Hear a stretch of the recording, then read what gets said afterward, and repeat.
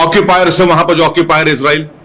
Sir, संगीत सोम ने एक बात कही है कि एएमयू में जो पढ़ाया जा रहा है वो आतंकवाद वो एक काम करिए, उनको जाके अपने प्राइम मिनिस्टर को बोलना चाहिए, जाके उनके अमित शाह को जाके बोले कि सर ये क्राइम पढ़ाया जा रहा है। बोलिए, होम मिनिस्टर को बोलते क्यों नहीं आप, बोलिए ना, जो वो उनको जाके बोलिए। अरे छोड़िए ना वो ये सब, जाके बोलिए। ये इलेक्शन हार गया ना, इन इलेक्शन हार गया यूपी में, तकलीफ नहीं होगा, बेचारा पेट में दर्द है उसको।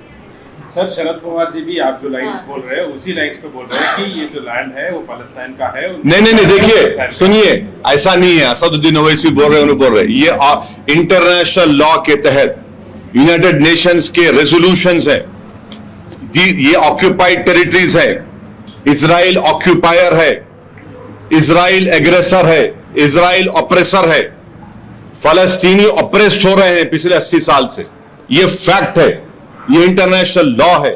और अगर आप कलेक्टिव पनिशमेंट जो दे रहे हैं वो भी वॉर क्राइम है इंटरनेशनल लॉ के तहत, ये फैक्ट है। इसको आप इन्हों बोले मत डालो, आप पढ़ते नहीं, आप लोग पढ़ के बोलो। आप प्राइम मिनिस्टर साहब पिछली बार खुलेआम तौर पे ट्वीट करके कहा है कि हम इजराइल के साथ हैं, तो आप उसके बाद एमईए का स्टेटमेंट भी आया, और ये क्यों हो रहा है? अगर ऑस्लो एग्रीमेंट जो आप बोले थे कि 5 साल में इजराइल पैलेस्टीन एक कंट्री बन जाएगा, 30 साल हो गए, क्यों नहीं बना रहे आपका इजराइल पैलेस्टाइन को?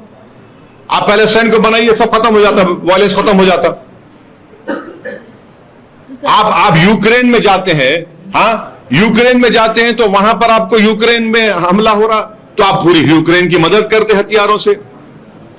रशिया यूक्रेन में इन्वेड करता है तो पूरे America, Britain, Europe, European union सब जाते हैं, हथियार देते हैं यूक्रेन को।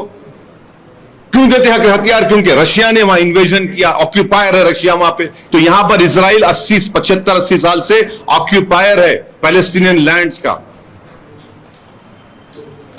यूक्रेन में करे तो बहुत अच्छा, और यहां पर आप बोलते नहीं है।